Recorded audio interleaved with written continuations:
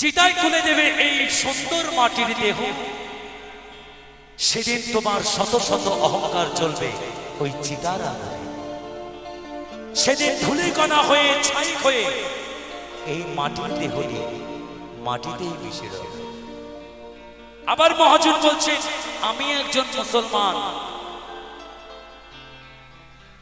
যেদিন চারজনাতে কাঁধে তুলে এই মাটির দেহটি ওই গোরস্থানের দিকে নিয়ে যাবে, সেদিন তোমার শত শত অহংকার ওই 3.5 হাত মাটির তলাতেই পড়ে রবে।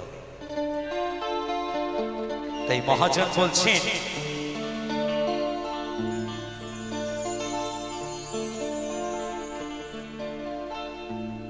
আজকে মরলে কালকে 2 দিন,